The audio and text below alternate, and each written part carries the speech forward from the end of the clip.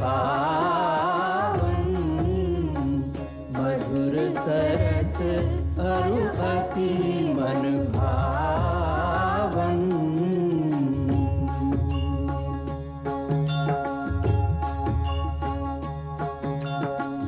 पुनि पुनि कितने हो सुने सुनाए, पिय की प्यास बुझत न बुझाए।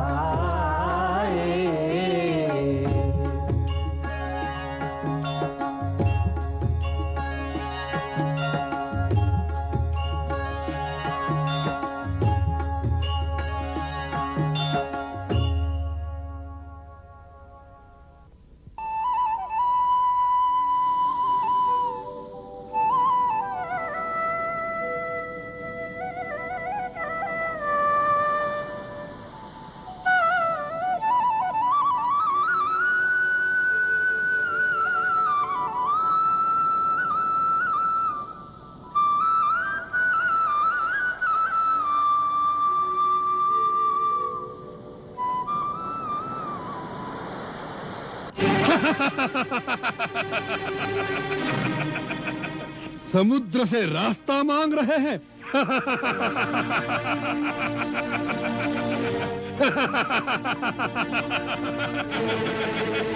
वाह, भिखारियों की भांति रहते रहते हर किसी से भीख मांगने की आदत पड़ गई है। मूर्ख ये समझता होगा कि समुद्र के सामने बैठकर रोएगा, अपनी व्यथा सुनाएगा कि मेरी पत्नी का हरण हो गया है, तो समुद्र दया से द्रवित होकर अपनी लहरों में उसको सूखा रास्ता बना देगा। जिनके साथी विभीषण काका जैसे कायर हो, वो ऐसी ही मूर्खताएं करेंगे। अन्न जल लिए बिना 2-4 दिन बीत जाने दीजिए, फिर वही वानर सेना उनके मृत शरीर की शोभा यात्रा निकालेगी।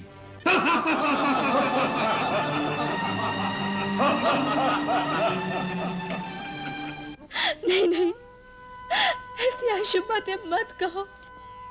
मैं नहीं कह रही पुत्री, मैं तो केवल तुम्हें राजमहल के समाचार सुना रही हूँ। वहां जो बातें हो रही हैं, मेरी एक सखी आकर बता जाती है। उसे तुमसे बड़ी सहानुभूति है, परंतु महाराज के डर के कारण वो तुमसे मिल नहीं पाती।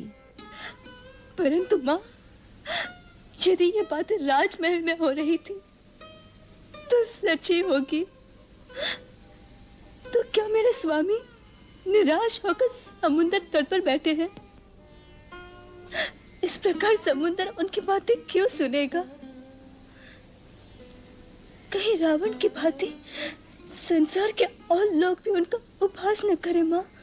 नहीं नहीं पुत्री, ऐसी निराशा भरी बातें क्यों सोचती हो? विभीषण की पत्नी शर्मा भी कहती हैं कि श्री राम स्वयं भगवान का अवतार है। वो सर्वशक्तिमान है। वो चाहे तो इच्छा मात्र से सब कुछ कर सकते हैं। वो नर के रूप में आज जो कुछ कर रहे हैं, वो सारी कार्य संसार में आदर्श स्थापित करने के लिए कर रहे हैं। तुम उनकी शक्तियों पर भरोसा रखो पुत्री।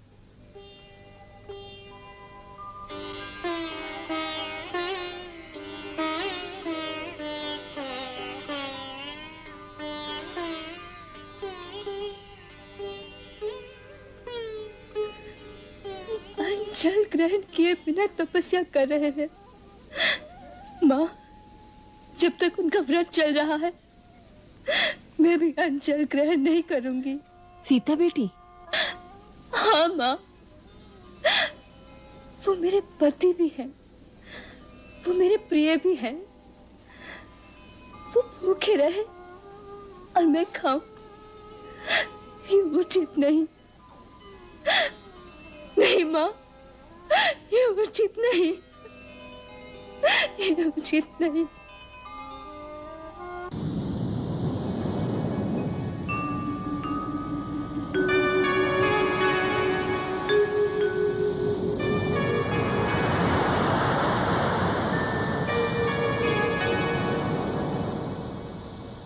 आसन डार के पालती मार के बैठ गए प्रभु साधक जैसे।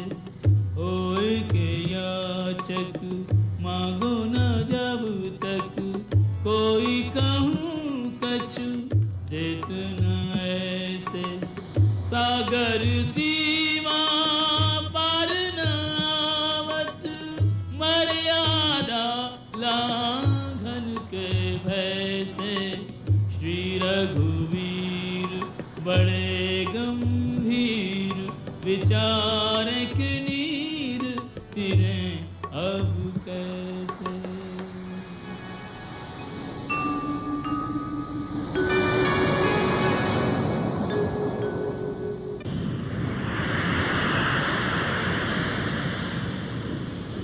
हे महासागर हे रत्नाकर, आपसे आज है काज हमारो।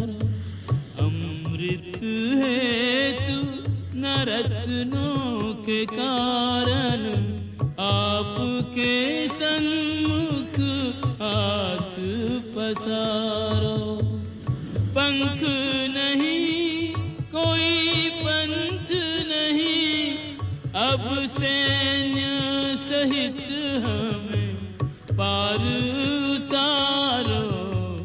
ओहु सहाय सुझाओ उपाय, रहे गौरिणी रघुवंश तिहारो।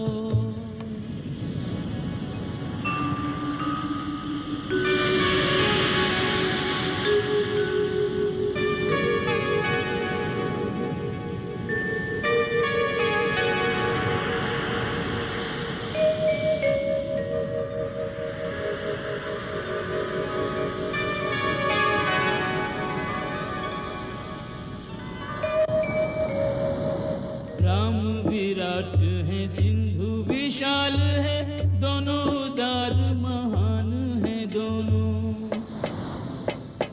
दोनों समृद्ध है दोनों है दाता, गुण और रत्न की खान है दोनों।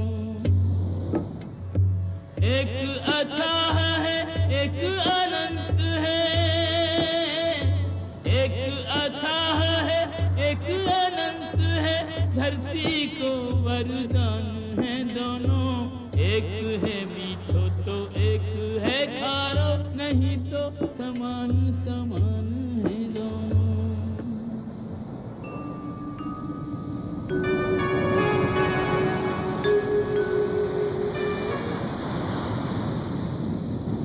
अतल सिंधु के जल में बह गए, जितने किए उपाय। अब क्या होगा, अब क्या होगा, कुछ भी समझ न आए, कुछ भी समझ न आए।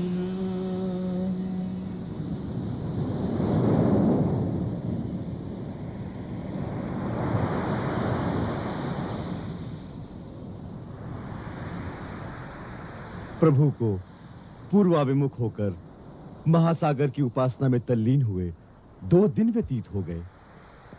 क्या सागर इक्ष्वाकुवंशी महाराज सागर का उपकार भूल गया?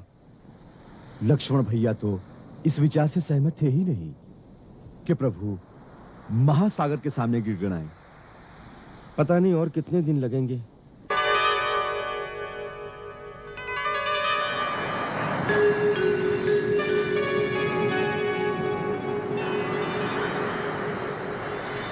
पल पल आशा टूटती, छूटो जाए धीर। घोर निराशा सिंधु ज्यों डूब रहे रघुवीर। मां, आप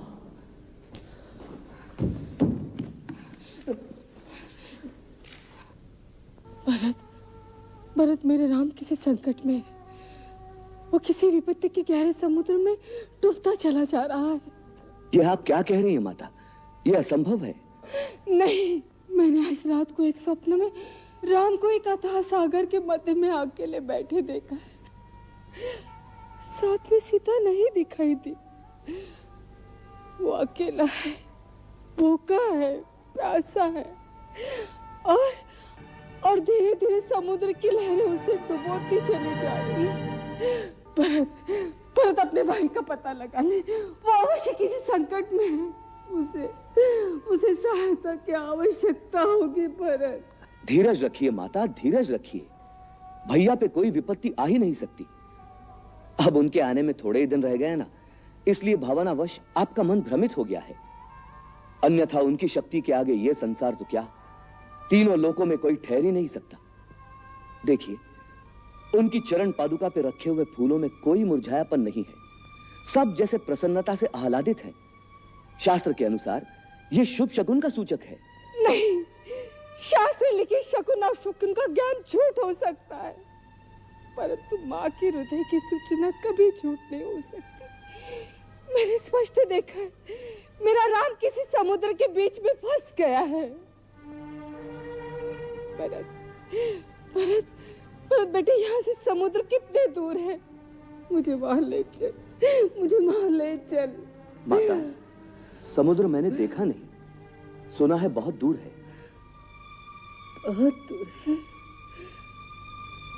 बहुत दूर, यहाँ से बहुत दूर। पुत्र किसी संकट में है और माँ अयोध्या के राजमहल के सुख भोग रही है। पुत्र यदि मेरे पंख होते तो उड़कर मैं तेरे पास चली आती, परंतु क्या करूं? तू जहां भी है, जिस अवस्था में है, मेरा आशीर्वाद है। भगवान पुंडरीकाक्ष तेरी सहायता करे। तेरी विजय हो, तेरी विजय हो।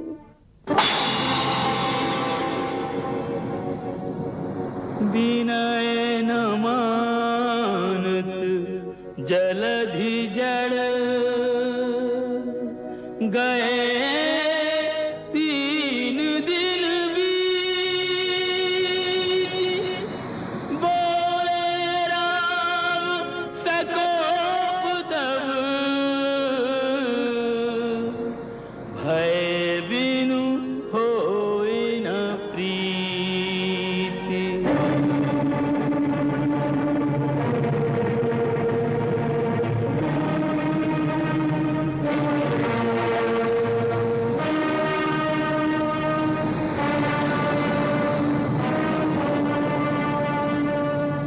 महासागर, भूतकाल साक्षी है। इक्ष्वाकु वंशी सदा परहितकारी बनकर कुछ न कुछ देते रहे हैं।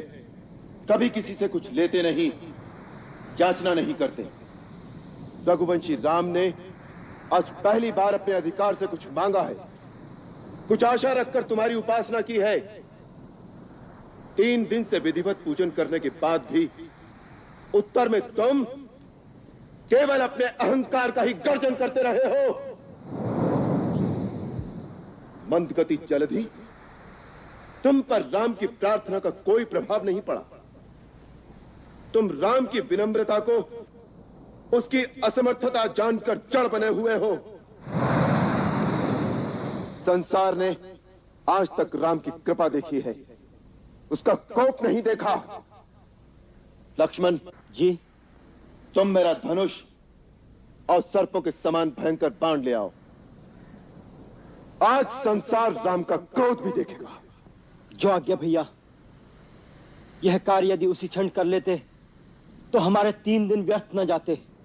अब एक क्षण भी व्यर्थ नहीं जाने देंगे। तुम मेरा धनुष बाण ले आओ। जो आज्ञा भैया।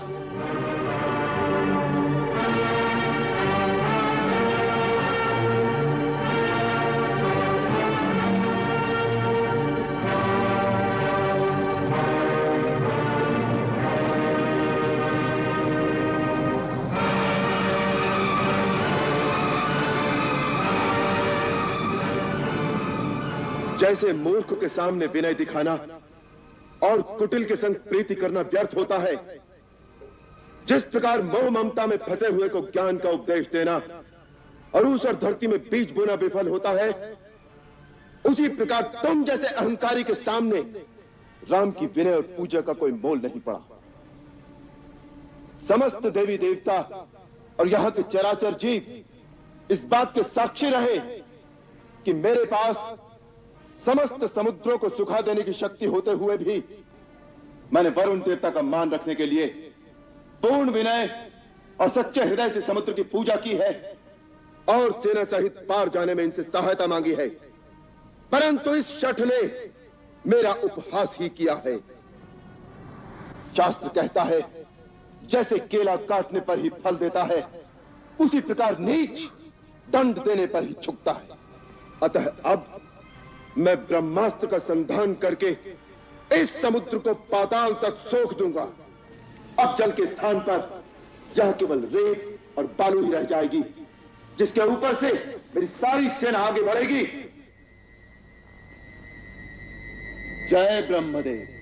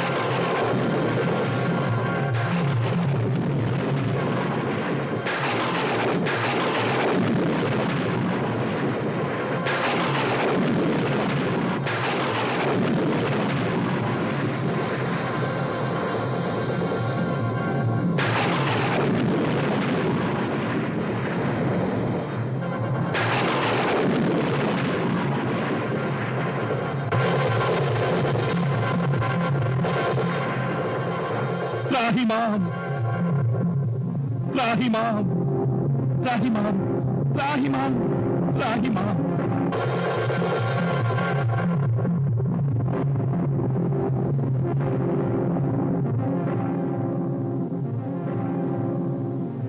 क्षमा करो प्रभु, मेरे अवगुण क्षमा करो। आपकी पूजा और विनय के उत्तर में मैंने अपना स्थान छोड़कर आपको मार्ग नहीं दिया, इसमें अवश्य मेरा दोष है, परंतु ये दोष तो आप ही का दिया हुआ है। आपकी प्रेरणा से माया ने प्रकृति में जड़ चेतन सृष्टि की उत्पत्ति की है। उसी ने जड़ और चेतन की भिन्न भिन्न मर्यादाओं को निर्धारित किया है। प्रभु, हम पांच तत्व अर्थात आकाश, धरती, अग्नि, वायु और जल इस सृष्टि के मुख्य आधार हैं। इन पांचों के गुण, स्वभाव और मर्यादाएं आपकी स्वीकृति से ही निश्चित की गई हैं। मुझ में सहस्त्रों तरंगे उठती हैं, परंतु मैं कभी अपने तट की मर्यादा का उल्लंघन नहीं करता। मेरा स्वभाव अक्षुब्ध है, परंतु आज आपके बाण ने मुझे क्षुब्ध कर दिया। जल यदि अपनी मर्यादा को भंग करेगा तो आपकी आज्ञा का उल्लंघन होगा। आप तो सर्व समर्थ स्वामी हैं, आपको बाण चलाने की आवश्यकता भी नहीं। आपकी इच्छा मात्र से ही मैं सूख जाऊंगा और आपकी सेना मुझे पार कर जाएगी। परंतु भगवान, उससे मेरा मान और मेरी मर्यादा दोनों भंग हो जाएंगे। पांच तत्वों में से यदि एक का भी इस प्रकार गुण और स्वभाव बदलकर उसकी मर्यादा भंग कर दी जाएगी तो सृष्टि के संतुलन में विकार उत्पन्न हो जाएगा, जिससे इस धरती पर विस्फोट हो जाएगा। प्रभु, यदि आप प्रलय से पहले ही प्रलय लाना चाहते हैं तो आपको अधिकार है, अन्यथा इस ब्रह्मास्त्र से मेरी रक्षा कीजिए। स्वामी, मैं एक सेवक की भांति आपकी शरण में आया हूं।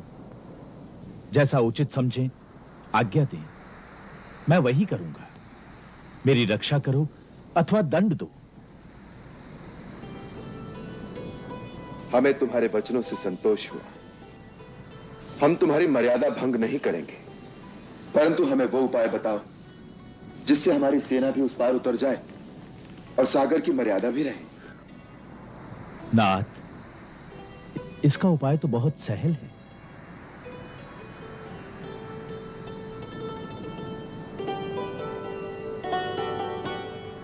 आपके सेनापतियों में नल नील नाम के 2 भाई हैं। बाल्यकाल में वो बड़े शरारती बालक थे। वो ऋषियों का सामान उठाकर नदी में फेंक आते थे, जिससे दुखी होकर एक बार एक सिद्ध ऋषि ने उन्हें श्राप दिया कि वो अपने हाथ से जो कुछ भी सामान उठाकर पानी में फेंकेंगे वो कभी डूबेगा नहीं। आज वही श्राप आपके काम आएगा। नल विश्वकर्मा का औरस पुत्र है। इसे शिल्प कला भी आती है।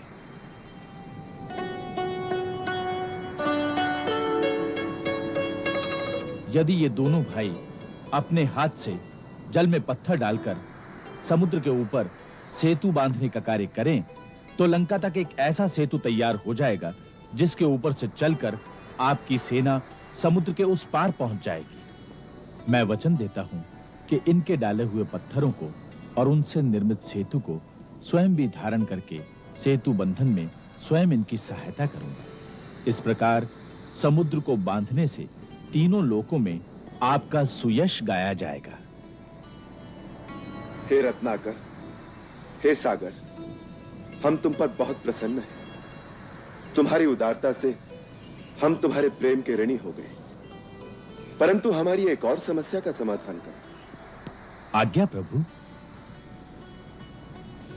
हमारा ये बाण अमोघ है। एक बार इसका धनुष पर संधान हो जाए तो बिना लक्ष्य भेदे ये वापस तुणीर में नहीं जाता। इसलिए तुम हमें अब ये बताओ कि मैं ये बाण किस दिशा में और किस पर छोड़ूं? प्रभु, उत्तर दिशा में द्रुमकुल्य नाम का एक पवित्र देश है। वहां बड़े भयानक दस्यु रहते हैं जो अपने पाप कर्मों से वहां की पवित्रता का नाश करते हैं और मेरे जल का दुरुपयोग करते हैं। प्रभु, आप अपने बाण को उन्हीं पर सार्थक कीजिए। तथास्तु। इस बाण के प्रहार से वहां की धरती मरुभूमि हो जाएगी, परंतु वहां पर अनेक सुगंधित औषधियां उत्पन्न होंगी जिनसे जीवों का कल्याण होगा।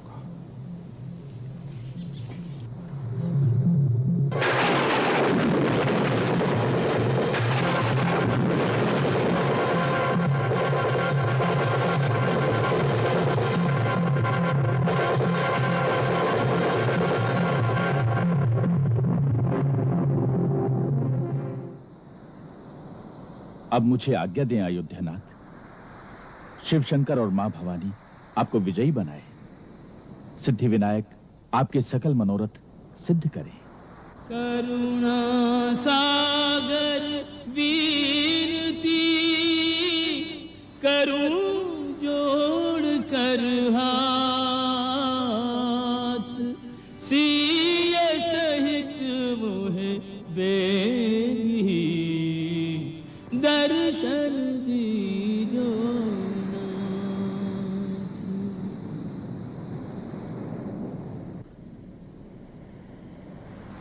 नल, नील,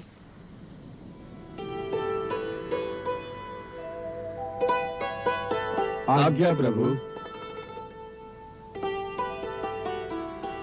विश्वकर्मा नंदन, आपने अभी तक अपने इतने महान शिल्प विज्ञान को छुपाए रखा? क्षमा करें प्रभु, हमें अपने माता पिता की आन थी। बिना कहे हम अपने गुणों को स्वयं नहीं बताते। प्रभु, हमें आशीर्वाद दीजिए। समस्त वानर दल की सहायता से सिंधु पर सेतु बांधने का निर्माण कार्य आरंभ कर दे। शुभस्य शीघ्रम। महाराज सुग्रीव, अपने वानरों से कहिए कि इसी क्षण सेतु बंधन का कार्य आरंभ कर दें। सेतु बंधन के सभी कार्य नल और नील की आज्ञानुसार होंगे। प्रभु, आपकी आज्ञा का पालन हो जाएगा। क्या कहा? समुद्र स्वयं प्रकट हुआ? तुमने अपनी आंखों से देखा? जी महाराज, ये दृश्य श्री राम की सारी सेना ने देखा। श्री मत कहो उसे, हमने कई बार ऐसा आदेश दिया है। क्षमा करें महाराज, समुद्र देवता ने राम को वचन दिया है कि वो सेतु बांधने में उनकी सहायता करेगा।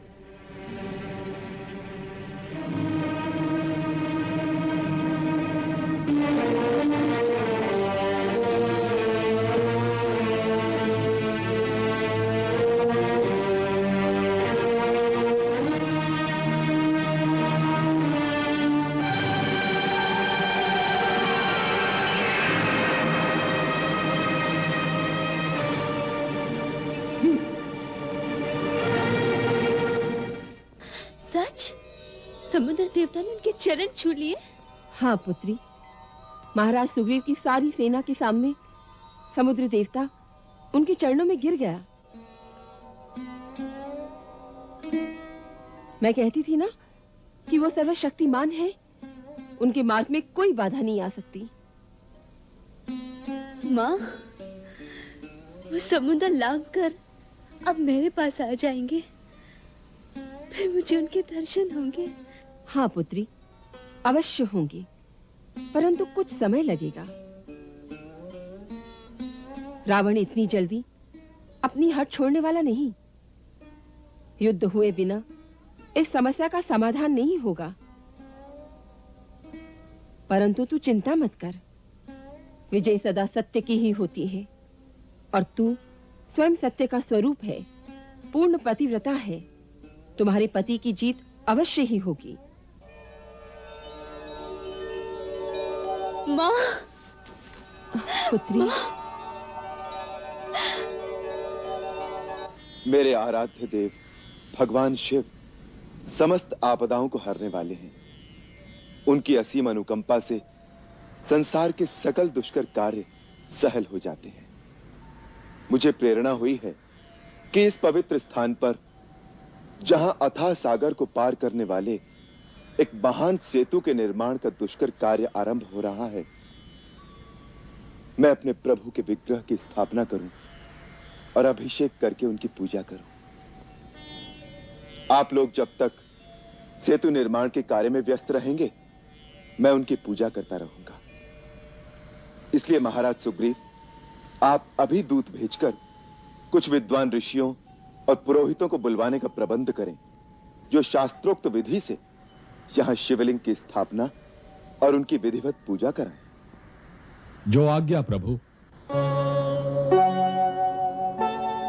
ओम स्वस्ति न इंद्रो वृद्धश्रवाः स्वस्ति न पूषा विश्ववेदाः स्वस्ति नस्तारक्षो अरिष्टनेमिः स्वस्ति नो बृहस्पतिर्दधातु।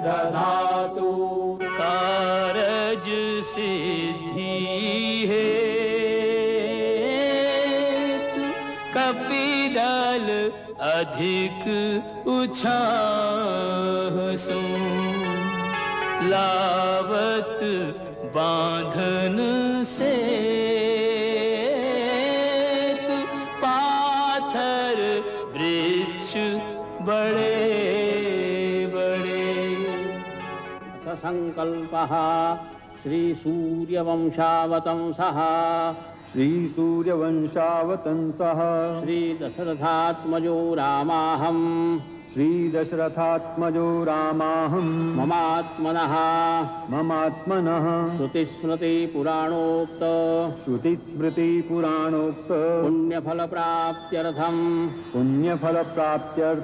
सर्वारिष्ट सर्वविघ्न निवारणार्थम सर्वदा शुभ फल प्राप्त्यर्थम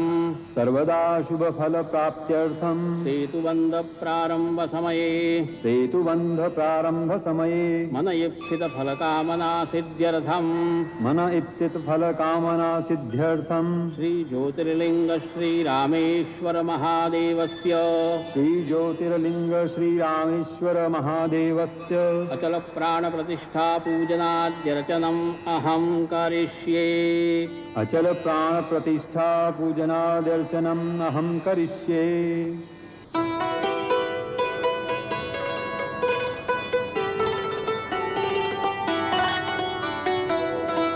ओम मानो ज्योतिर्जुषता माजस्य बृहस्पति यज्ञमिमन्तानो स्वरिष्ठन् यज्ञद्वं सामिमन्दधातु विश्वे देवास इह मादयन्तामो प्रतिष्ठा।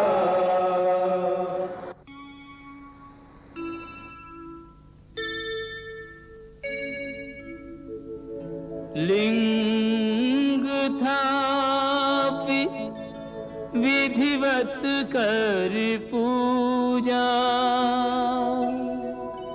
शिव समान प्रिय मोहिन दूजा।